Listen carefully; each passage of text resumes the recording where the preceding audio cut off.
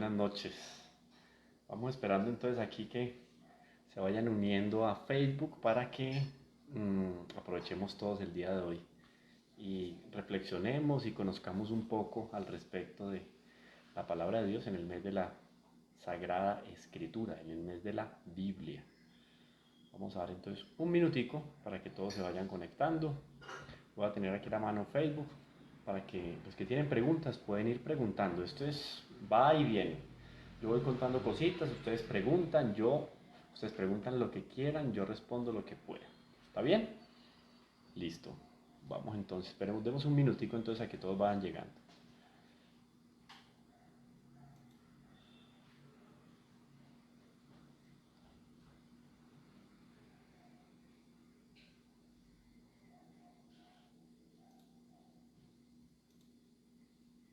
Vayan preparando las preguntas. María, la Virgen María, Nuestra Señora y la Palabra de Dios.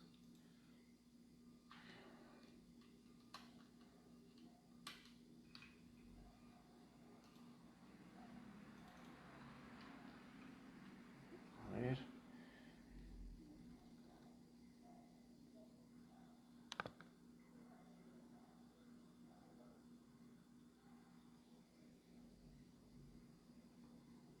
Vamos.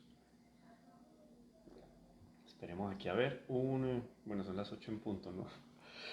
Un minutico para que todos se vayan conectando. Yo sé que hay muchas cositas por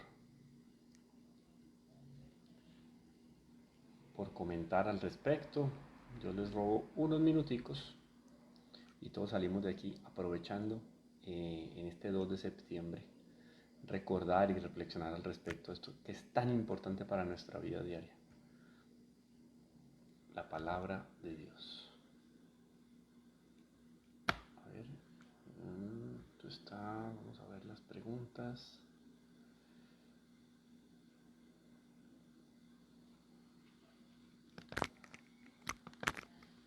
Les soy sincero que aquí no sé por qué. A ver, por favor, confírmeme qué tal están escuchando ustedes, qué tal está el audio y qué tal está la imagen, ¿sí? Ay, perdón, no es COVID. Está haciendo frío, no sé cómo está en otras ciudades, pero aquí en Medellín está.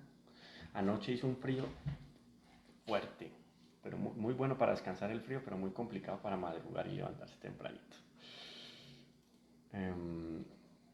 Listo, está muy bien. Yo no sé por qué esto no...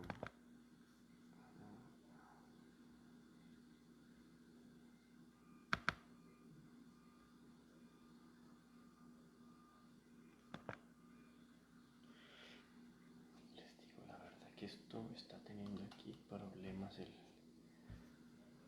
mouse. Gracias, Luz Mayeni. Bueno, cuéntenme cómo está el audio. Las escucho y se ve bien. Perfecto. 8 y 2. Vamos comenzando entonces. Bueno, la iglesia dentro del año litúrgico tiene varias fiestas y varias conmemoraciones, varias solemnidades, varias memorias y también tiene periodos de reflexión al respecto de temas específicos. En el mes de septiembre nosotros celebramos una fiesta muy especial y a raíz de esa fiesta que celebramos, pues todo el mes quedó con una categoría o quedó con una significación muy especial y relacionada con la Sagrada Escritura. En el mes de septiembre nosotros recordamos la vida y obra del gran San Jerónimo, uno de los 4 padres de la Iglesia de Occidente. Tenemos 4 padres de la Iglesia en Occidente y 4 padres de la Iglesia en Oriente. San Jerónimo es uno de los 4 padres de la Iglesia junto con San Agustín, San Ambrosio y San Gregorio Magno. Además de eso es doctor de la Iglesia. En la lista de doctores de la Iglesia tenemos tanto hombres como mujeres. Santa Teresita del Niño Jesús es una de esas grandes doctoras de la Iglesia.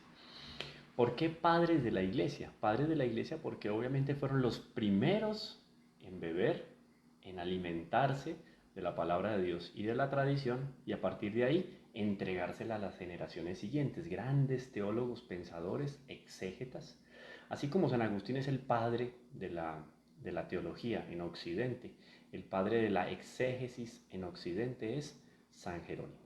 San Jerónimo nace en el siglo IV y el Papa Dámaso I le pide nada más y nada menos la traducción de la Sagrada Escritura al latín. Esa primera versión, ese primer compendio de esos textos traídos del hebreo y del griego al latín se llama la Vulgata, la versión Vulgata de la Sagrada Escritura. Y este trabajo lo hizo, faltaban unos 2 años para la muerte de San Jerónimo. El Papa se lo encarga y él realiza este trabajo. Imagínense lo que es la traducción del griego y el hebreo al latín. ¿Por qué latín y por qué vulgata? Vulgata viene de vulgo, ¿no? O más bien, sí, vulgo está relacionado con vulgata, de vulgar, pero de vulgar de popular. La lengua popular de la época, estamos hablando del siglo IV, y dentro de la iglesia, el idioma oficial era el latín. Entonces la idea era traer del griego y del hebreo al latín la palabra de Dios, Antiguo Testamento y Nuevo Testamento, para que el pueblo, el vulgo, tuviera una cercanía más especial con la Escritura. Obviamente, hablar de la Sagrada Escritura en la época y de tener acceso a la Sagrada Escritura, pues no era fácil. Hoy en día nosotros tenemos muchas versiones. A mí me gusta mucho esta versión, que la recomiendo cuando vayamos a hacer un curso de Sagrada Escritura. Por ahí tenemos uno todavía pendiente con Televit. Todo esto de la pandemia nos corrió los horarios. Tenemos un curso pendiente sobre la Sagrada Escritura, códigos de la Santa Biblia. Bueno, y yo recomiendo esta Biblia, la Biblia de Jerusalén. Está la Biblia de Jerusalén también para estudio, esta es revisada y aumentada. Miren, imagínense en la época el trabajo de San Jerónimo. Lo que había de textos del Antiguo Testamento en hebreo, casi todos hacían parte de lo que hoy conocemos como la Septuaginta, ¿cierto? Son esos textos del Antiguo Testamento que fueron recopilados en una época en el Antiguo Testamento y que el pueblo hebreo mantuvo consigo la tradición y la Sagrada Escritura ahí, en esos textos de la Septuaginta. Varios sabios israelitas se pusieron en la tarea de reunir los textos del Antiguo Testamento. Entonces San Jerónimo tomó de esos textos para la traducción del Antiguo Testamento, pasó del hebreo al latín, y después del Nuevo Testamento todo lo que ya habían escrito los apóstoles y los evangelistas y los discípulos. Bueno, pero imagínense el trabajito para la época. ¿Dónde se podía escribir en aquel momento? No sé si ustedes recuerdan esos textos de Pablo. Yo no sé si alguien lo recuerda, nos cuenta acá y nos dice, porque yo no me acuerdo en qué parte es que Pablo, pero Pablo manda a pedir varias cosas que se quedaron por allá en medio de los viajes. Un hombre que vivía viajando por todos los rincones para llevar la palabra de Dios. Y manda a traer en algún momento todos sus escritos, pues los escritos los guardaba en maletas y los guardaba en baúles, pero no eran escritos así. La imprenta, recordemos que es lo que nos divide, lo que nos trae más bien la división de la edad moderna con la edad media, ¿cierto? El descubrimiento de América y la imprenta. Se marca más o menos como el acontecimiento y la fecha que divide la historia en ese momento. Bueno, pero no había imprenta en el siglo IV. Imprenta, estamos hablando se populariza en el siglo XVI, se hace más fácil llegar a los libros, etc. Entonces estas 1800 y tantas páginas, sí, 1800 páginas, digamos así, en una letra muy pequeña, a ver si la ven acá, muy pero muy pequeña. Estas 1800 páginas de la Sagrada Escritura se pueden traducir en unas 7000 páginas más o menos del trabajo que hizo San Jerónimo en la época, en pergaminos, ¿no? En piel de animales, porque ahí había que escribir, no había papel propiamente, era eso lo que se tenía. Entonces un trabajo impresionante. Entonces a partir de ahí la Biblia empezó a hacerse más popular, precisamente porque era la versión vulgata. Pues se ratifica la validez y la canonicidad, o sea, la oficialidad de esos libros que están ahí contenidos en esa Biblia vulgata solamente hasta el siglo XVI, de manera definitiva. La Vulgata termina siendo entonces la versión oficial de la Sagrada Escritura para la Iglesia Latina, para nosotros. Estamos hablando del siglo XVI, Concilio de Trento. Solamente hasta el año 1979 hay una versión nueva, la Neo Vulgata, o sea, una adaptación, una actualización de los textos de San Jerónimo. Pero imagínense la permanencia de estos textos, de un trabajo faraónico y de reconocer. Y la iglesia lo reconoce. Por eso septiembre, entonces, cuando celebramos la fiesta de San Jerónimo, tenemos la fiesta o el mes de la Sagrada Escritura. Bueno, yo la tengo por acá porque ahora la vamos a usar. ¿Qué quiero entonces compartir con ustedes? Tengo por aquí unos apuntes sobre la palabra de Dios y Nuestra Señora. Bueno, comencemos por el principio. Y la palabra era Dios, ¿cierto? Y la palabra es Dios. Y la palabra siempre será Dios, palabra de Dios. ¿Dónde esa palabra de Dios tomó carne? ¿Dónde asumió la naturaleza humana? En el vientre de Nuestra Señora. Si nosotros vamos a Lucas, vamos a ver aquí Lucas, uno de los sinópticos, oye, porque vamos a ir aprendiendo cositas. Tenemos los evangelios sinópticos, a una sola vista. Quiere decir que si yo coloco, por ejemplo, en un tablero, coloco en 3 columnas los evangelios de Mateo, Marcos y Lucas, en 3 líneas, Mateo, Marcos y Lucas, yo voy a ver que los relatos son más o menos similares. Son más semejantes entre ellos 3 que Juan, el evangelio de Juan, con esos otros 3 evangelios. Por lo tanto, los 3 sinópticos son Mateo, Marcos y Lucas. Y tenemos Juan, que San Juan tiene una nota muy característica dentro de sus escritos. Había una problemática ya en el siglo I. La iglesia nació en medio de dificultades, en medio de persecuciones y en medio de muchos problemas intelectuales. Muchos de aquellos convertidos que hacían parte de la iglesia naciente, pues se iban llenando de ciertos vicios intelectuales y también querían de alguna manera justificar sus desequilibrios o sus desviaciones morales. Y San Juan en su evangelio lucha contra esta primera gran herejía dentro del cristianismo, el gnosticismo. Para los gnósticos lo importante era el conocimiento, no la fe, el amor, la experiencia y las obras.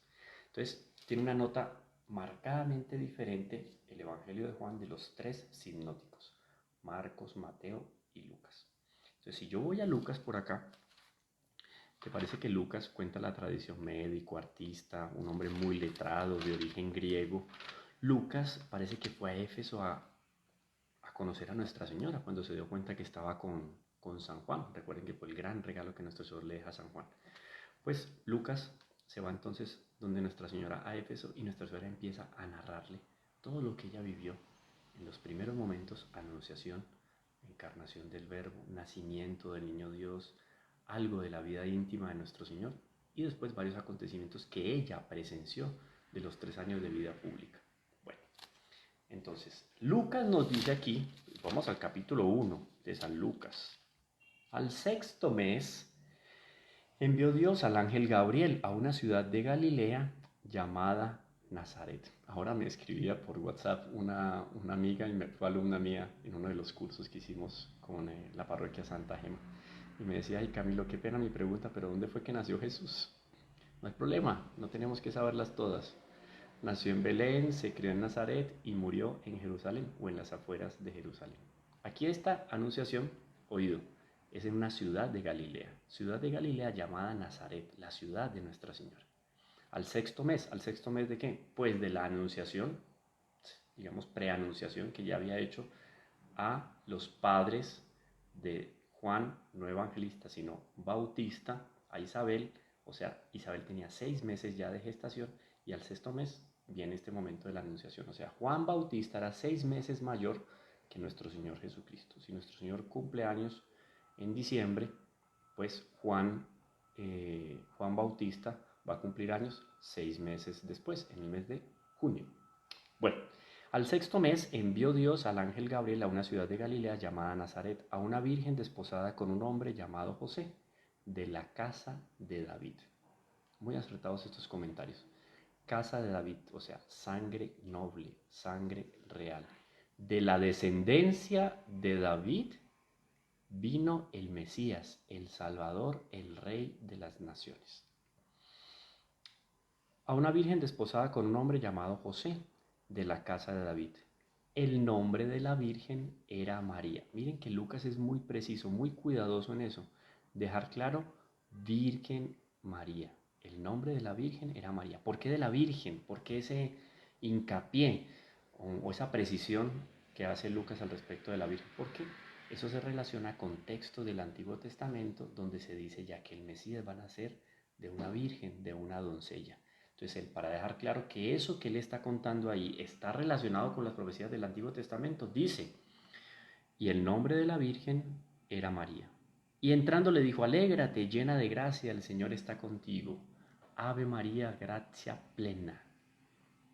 Alégrate, el Señor está contigo. Ella se conturbó con estas palabras y se preguntó qué significaría aquel saludo. El ángel le dijo, no temas María, porque has hallado gracia delante de Dios.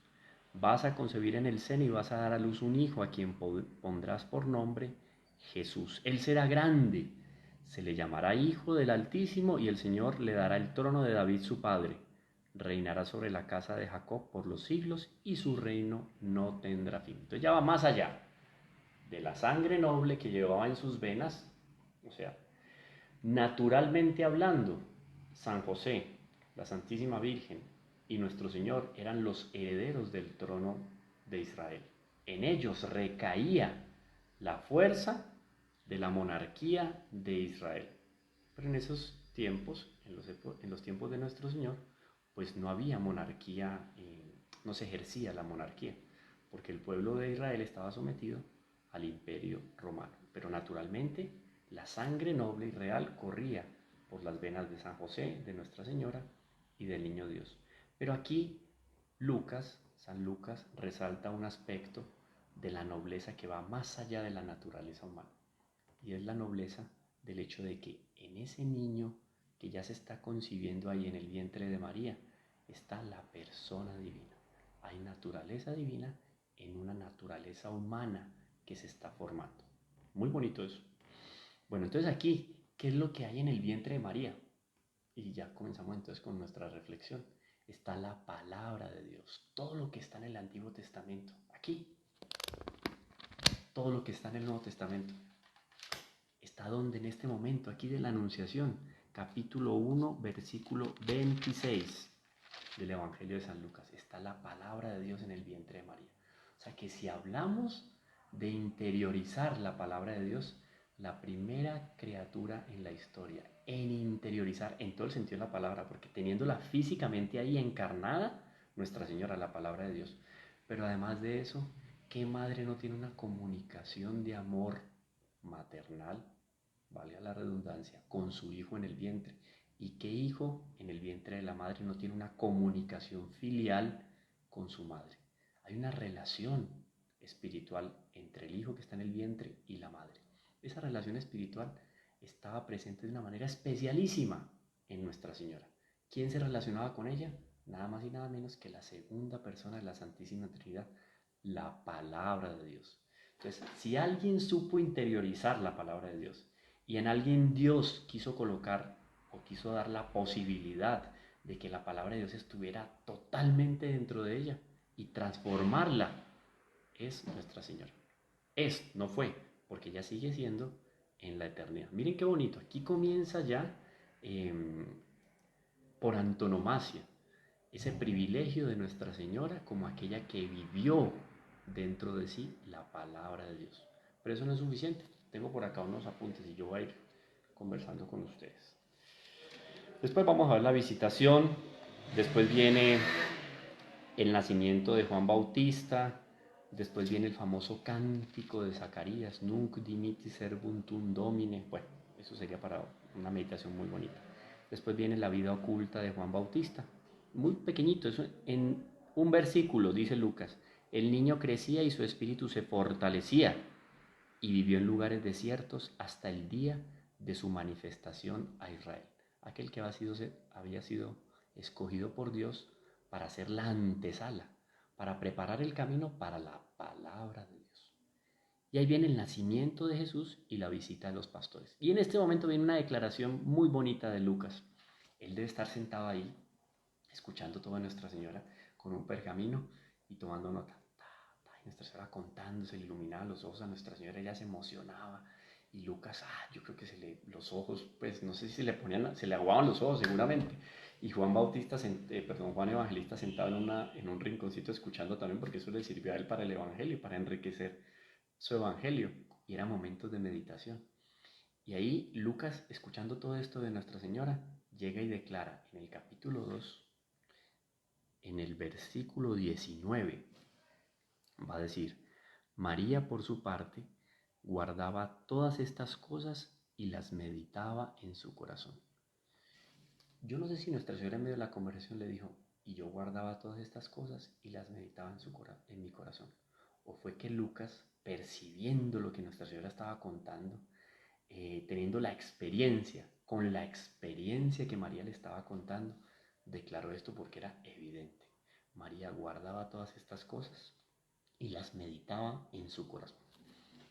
Hasta ahí entonces, palabra de Dios dentro de Nuestra Señora. Y además de eso, vivió cada uno de los instantes de nuestro Señor Jesucristo.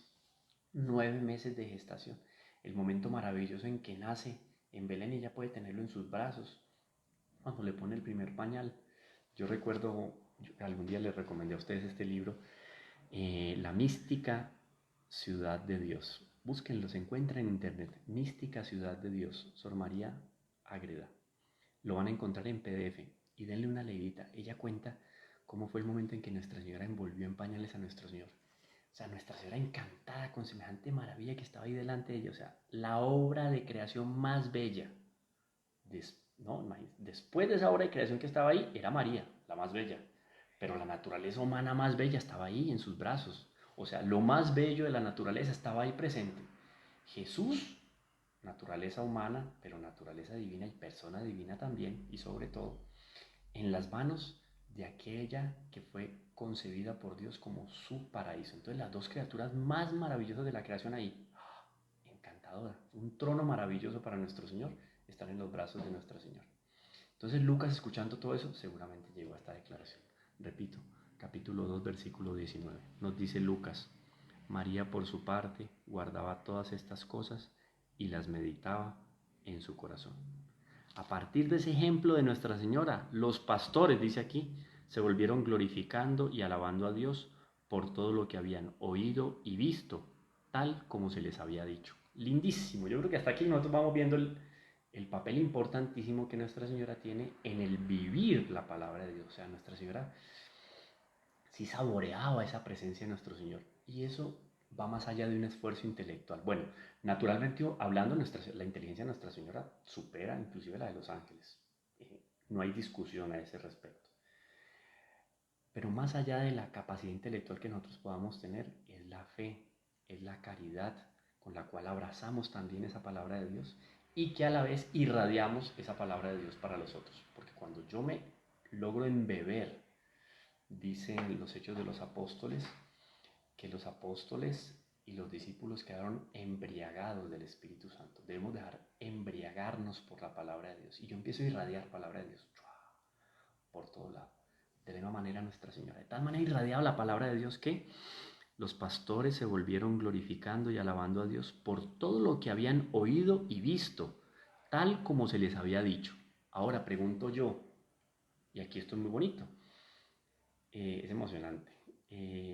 Los pastores se volvieron glorificando y alabando a Dios por todo lo que habían oído. ¿De quién oyeron? De Nuestra Señora.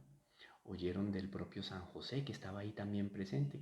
A ellos se les hizo una verdadera catequesis con ese nacimiento de nuestro Señor. Solo ver al niño Jesús ahí, envuelto en pañales, en medio de unas pajas. Eso ya los enriqueció a ellos. Eso fue catequesis para esos primeros discípulos, de alguna manera, de nuestro Señor Jesucristo. Bueno, hasta ahí yo creo que, mejor dicho, vamos dándonos cuenta de lo que significa vivir la palabra de Dios, irradiar la palabra de Dios. A ver si tienen por aquí ustedes alguna pregunta.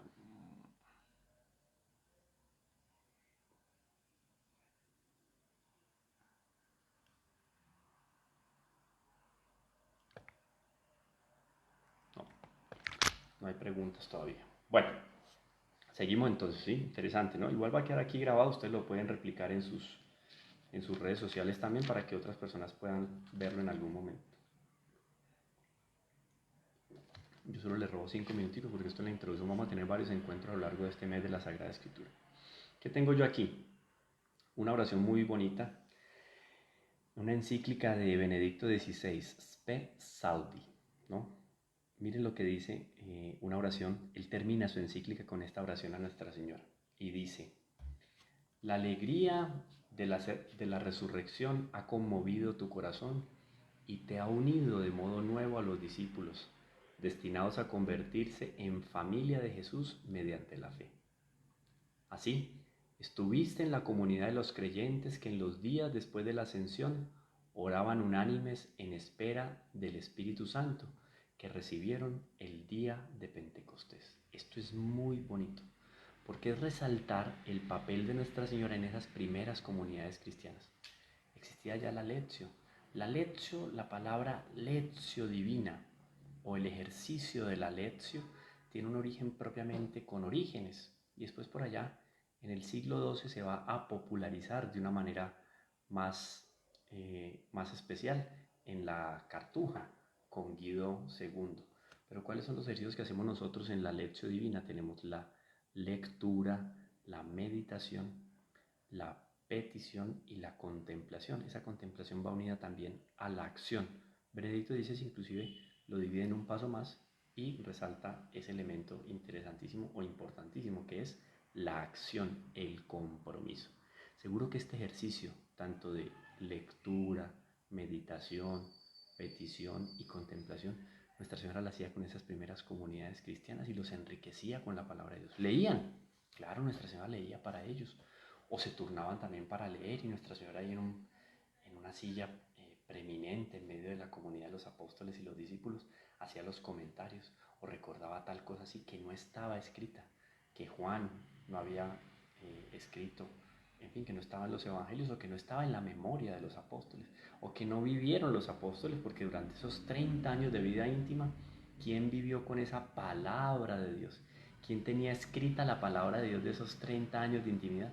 Pues Nuestra Señora en su corazón. Entonces ella, en esos primeros momentos en que la comunidad cristiana se va consolidando y va construyendo la fe, va estructurando la liturgia, está ahí Nuestra Señora dándoles a conocer cómo es que se debe alimentar el pueblo de Dios, el pueblo cristiano, de la palabra de Dios. Porque repito, ella sí que sabía ser supo ser una discípula, pero sobre todo también maestra de la palabra de Dios.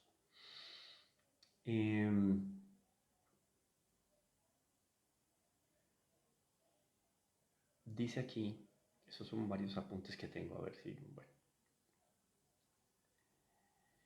La predicación apostólica que antecedió a los escritos del Nuevo Testamento, claro, porque no todos los textos se escribieron y empezaron a predicar, ¿no? Ellos empezaron a predicar y a medida que predicaban iban dejando los escritos, evangelistas, Pablo, etc. Siguió entonces encontrando un eco en el corazón de la comunidad, pero especialmente en María, la experiencia, la vida y el anuncio del reino de Jesús. Y eso era lo que se comentaban por tradición, de boca en boca iba esa enseñanza. Y en medio de todos los que enseñaban, Pedro a la cabeza, primer papa de la iglesia, estaba ahí acompañando a ¿quién? Nuestra Señora. Que por algo nuestro Señor quiso subir a los cielos y quiso dejarla a ella aquí, para que estuviera como un lenitivo para la comunidad cristiana. Esto es muy interesante. Termino con esto. La iglesia de todos los siglos ha procurado seguir el mismo camino vivencial y contemplativo de María. Entonces miren qué interesante, el modo de Nuestra Señora contemplar la palabra de Dios ha sido un ejemplo para que la iglesia también tenga un itinerario de contemplación de la palabra de Dios. Algo así a modo de lección divina. Es decir, leer a Dios, leer la palabra de Dios, escuchar, dejarse cuestionar. ¿Qué me dice la palabra de Dios a mí? Responder con actitud relacional de oración y de entrega, porque eso me pide siempre la palabra de Dios. La madre de Jesús, como bien nos lo dice Lucas, ya lo leímos, capítulo 2, versículo 19, la madre de Jesús, Nuestra Señora, estaba siempre habituada a meditar en el corazón las palabras del Señor. Y termino con esto. Por esta actitud de escucha de la palabra. Miren que el escucha es llevar más allá de oír, no. Escuchar es más profundo. Por esta actitud de escucha se le puede llamar a Nuestra Señora la primera discípula, la gran discípula y la gran evangelizadora. Y también, ¿por qué no? Aquí está subrayadito, lo tengo subrayadito, y también el ícono o la personificación de la iglesia naciente y de la iglesia en cada momento de su caminar histórico. Y eso no lo digo yo, eso lo dice Orígenes en una homilía que tiene por allá en el siglo III, en el año 254, una homilía sobre San Lucas. Él decía, ¿cómo se debe meditar el Evangelio? Él dice, simultáneamente de una manera cristológica y mariológica.